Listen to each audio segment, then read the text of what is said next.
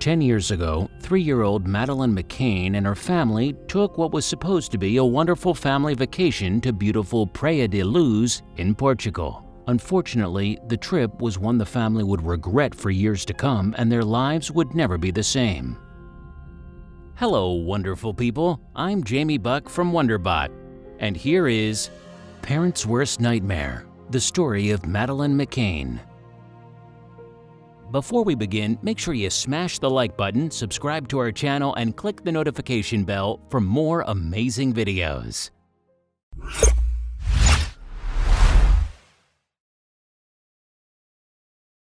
Madeleine's parents, Kate and Jerry McCann, met in 1993 and finally married in 1998.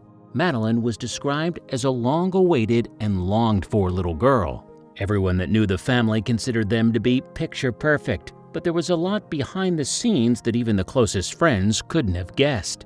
The family of 5 was happily living together when they decided to take a seemingly harmless vacation. This fateful decision would alter their lives forever in a way no one could have anticipated. Her parents had no idea they would come back as a family of 4. Almost every night, the adults would all dine together around 8:30 at the tapas restaurant located at the resort where they were staying. The McCann family had been primarily close with the Payne family for years. Kate and Fiona had known each other ever since they worked together at the Leicester General Hospital's intensive care unit. The Paynes were responsible for introducing the McCanns to other couples, including Jane Tanner, Russell O'Brien, Matthew Oldfield, and Rachel Oldfield.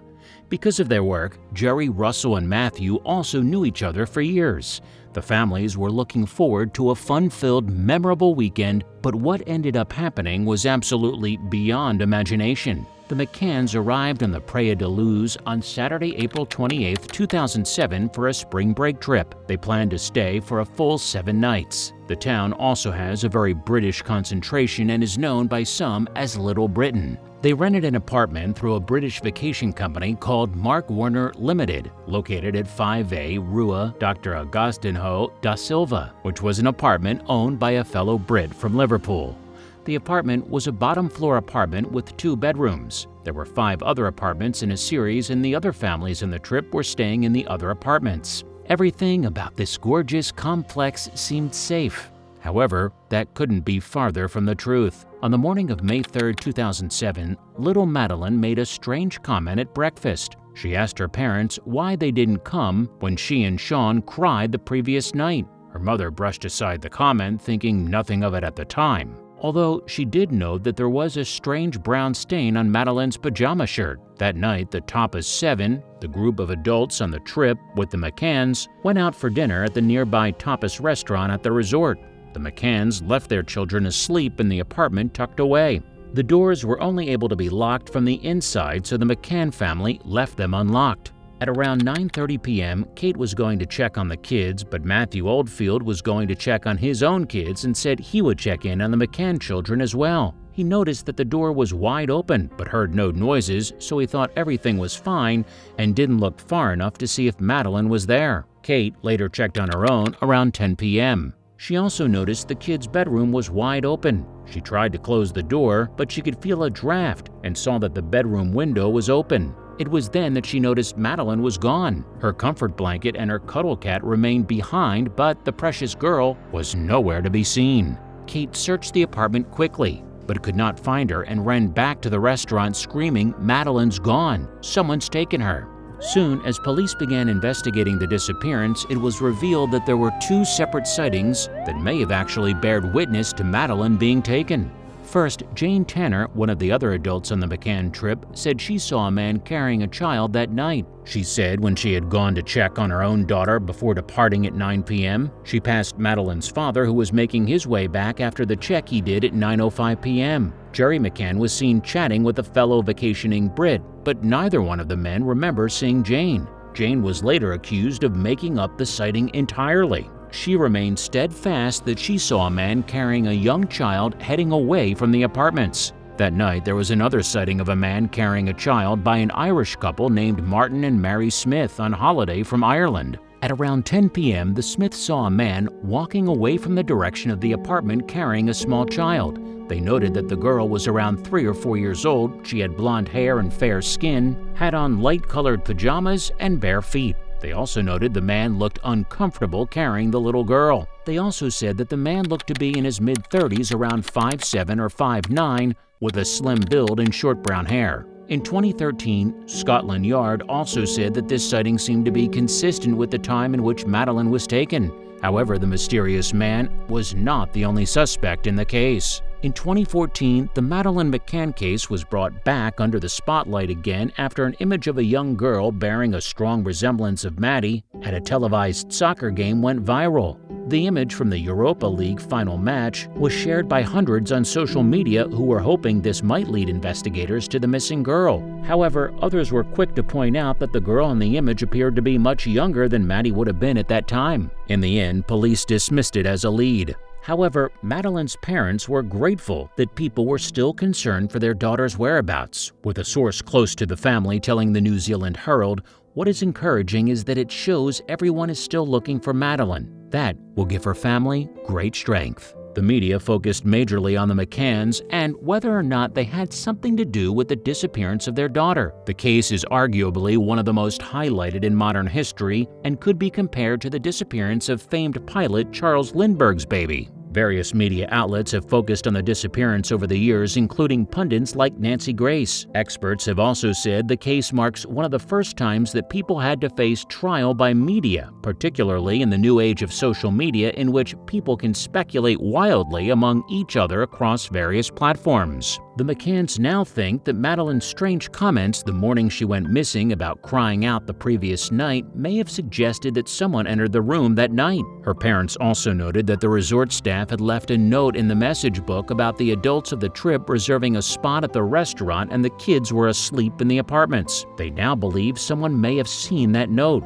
thus alerting them the kids were alone. Obviously, above all, the families likely regret leaving their children alone when it seems quite likely that someone was waiting for such a moment. In 2012, investigators released a time-lapsed image, which would have shown Madeleine as a 9-year-old girl. While Madeleine's parents hold out hope that she is still alive and will one day be reunited with them, one investigator close to the case is convinced this will never happen. Moita Flores, who was a criminal investigator working with the police that initially led the search for Madeleine when she first disappeared, revealed in 2017 that he strongly believes the little girl never made it out of the apartment alive 10 years ago. He told The Sun magazine, "Maddie died in that apartment, I have no doubt." Kate and Jerry McCann have been at odds with the Portuguese detective, Goncalo Amaral, over his beliefs about the disappearance of their daughter Madeleine.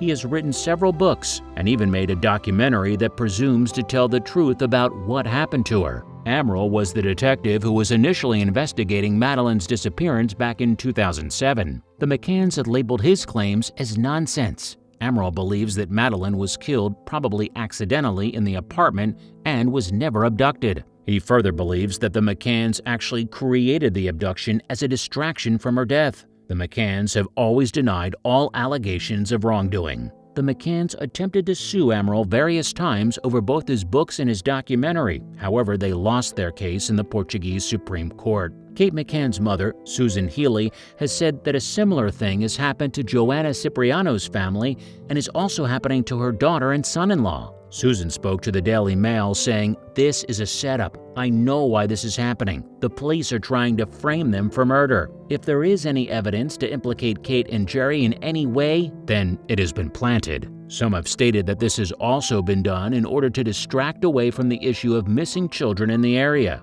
particularly because Praia de Luz is known as a tourist hotspot and the way all locals make their money. Thus, if people stop going because of child abduction, people in the area would suffer monetarily. Pat Brown told news.com.au, "The evidence supports the theory of an accident occurring through neglect and possible medication." Others have alleged similar things, such as a French newspaper shortly after her disappearance alleged that Madeleine died from an accidental overdose of sleeping medication. Guilhem Battut, who works as an investigative journalist for France Soir, said Portuguese police believe that the evidence indicates that Madeleine had taken sleeping pills in large quantities. Pat Brown has asserted in her statements that she believes it's unlikely a trafficker would abduct a British blonde child, as they would know it would generate major attention into the case. Pat Brown also says they are spending money looking in the wrong direction of this case, when that money should go towards children who are actually missing. In the midst of the 2016 election, a conspiracy called Pizzagate arose, which said Hillary Clinton was in the middle of the pedophile ring that was covered by a pizza restaurant front. Apparently, the theory grew out of emails talking about eating pizza that were taken in the Russian hacking and subsequent WikiLeaks.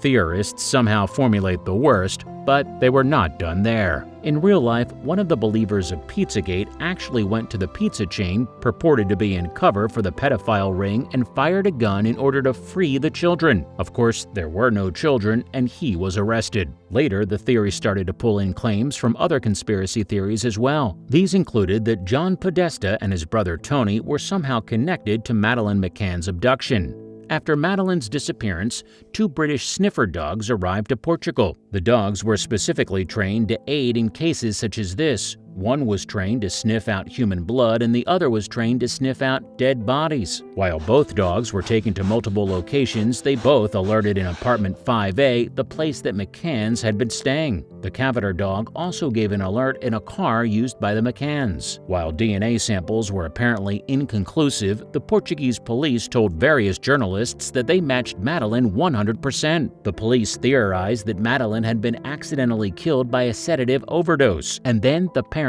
faked her abduction. The police apparently later told Kate and Jerry McCann that if Kate admitted Madeleine died in apartment 5A, she would only be given a 2-year sentence, and her husband would not be charged. She refused. Another theory that has risen after Madeleine's disappearance is that she possibly wandered off on her own after being left by herself and her young siblings. Many criticize the McCanns for leaving their children alone in an apartment while they went to have dinner and drink at a local restaurant. When Kate found her daughter missing, she came into the apartment through the back doors. The front door remained locked. The kids' bedroom was also wide open.